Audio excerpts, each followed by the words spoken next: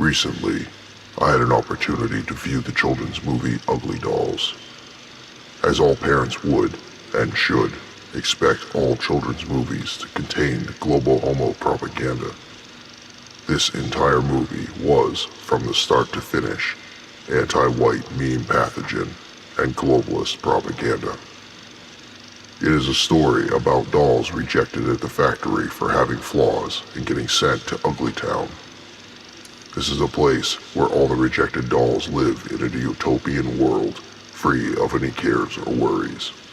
Until one doll, Moxie, gets curious about the tube they enter the town from, and decides to lead a group of friends out the tunnel to discover a dystopian world called perfection, where dolls are required to be perfect, a world run by a doll named Lou.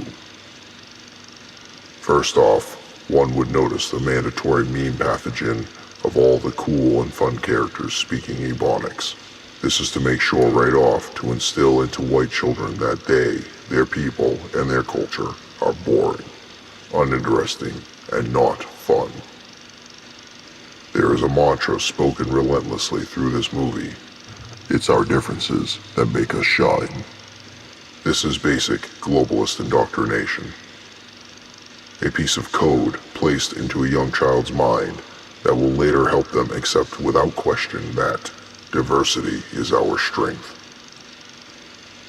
Upon entering perfection, you will notice all the dolls are dressed in private school uniforms. This too is a meme pathogen to establish right away who the bad people are.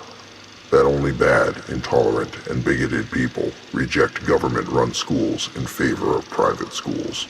We are then shown 4 dolls who are the stereotypical ugly, snobbish, intolerant, and catty cartoon personalities that are always attributed to white girls and who immediately look down upon the ugly dolls with disgust.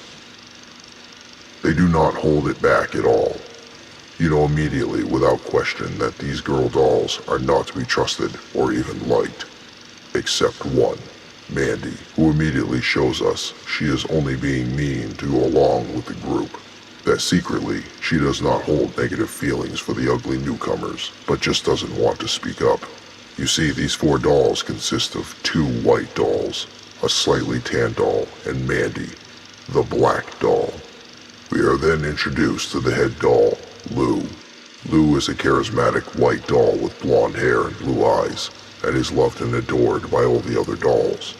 He treats us to a musical number that is all about striving for perfection.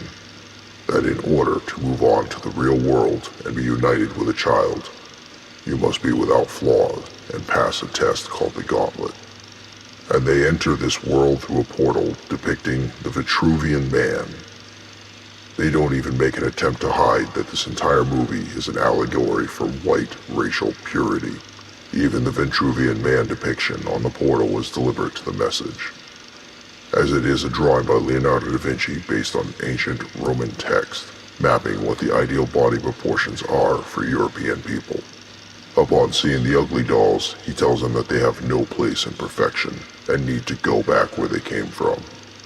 This is where the ugly dolls tell him about Ugly Town. Lou decides to give them a chance to stay and attempt to pass the gauntlet in an obvious act to make an example out of them. But we are soon shown Lou is now plotting to eliminate Ugly Town because, as he tells us, there's no place in the world for ugly dolls to even exist. This is a meme pathogen designed specifically to put an initial coding into the children's minds that anytime white people have an ethnic homogeneity, they will always seek total domination and the complete genocide of everyone else. This is because white people are inherently evil and must never be allowed to have power, even in their own spaces, because if they are, they will come for everyone else.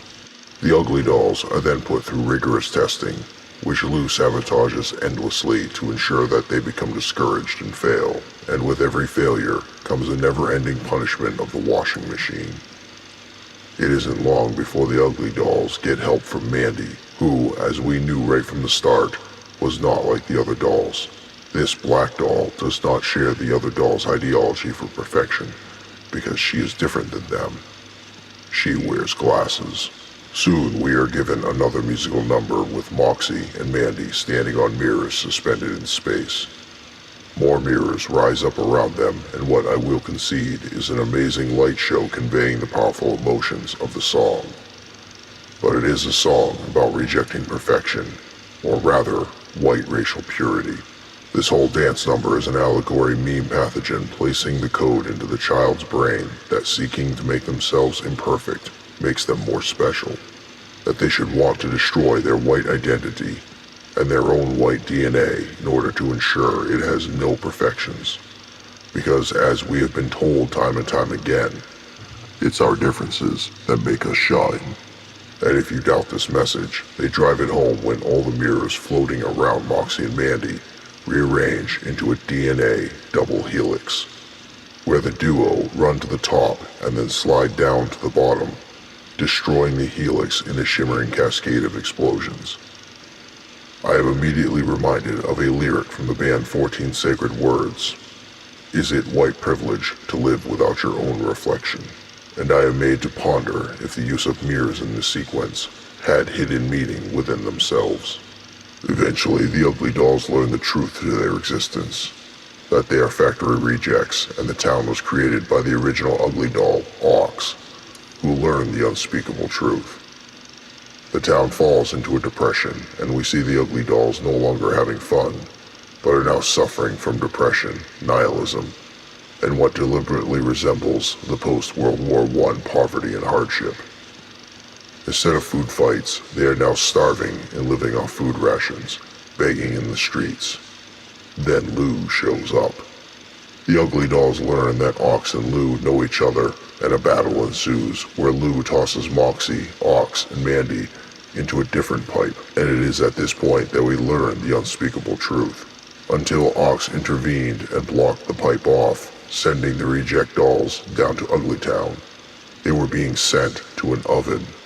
That all this time, Lou has been sending all the dolls that were not perfect to the oven to be incinerated to maintain his perfect world. The allegory that his world must only be a white world, and all others must be wiped out of existence. This is a blatant projection of the Holocaust. After the ugly dolls make it out of the incinerator, they run the gauntlet. As expected, they battle Lou in the gauntlet and win, but Lou will not let them pass through the portal. He cannot allow any imperfect dolls to pass, and here we learn that Lou himself cannot pass through because Lou is a prototype. He was the first doll, the original doll. Dare I say, God's chosen doll. And in a rage, he shatters the portal.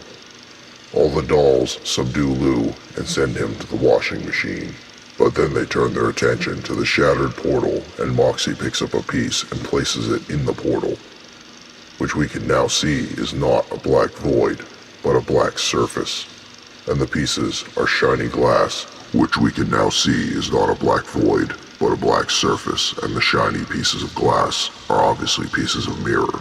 And this mirror is rebuilt by the dolls to now depict an ugly doll and lights up, allowing the dolls to all go out into the real world and be united with their children. You see, the image that Vitruvian depicted of the ideal body of the European people has now been destroyed and replaced by a mosaic of all the other people.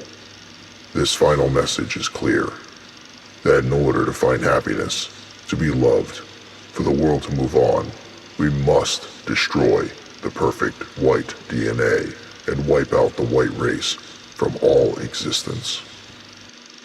Ponder these words as you follow me on all social networks in the description.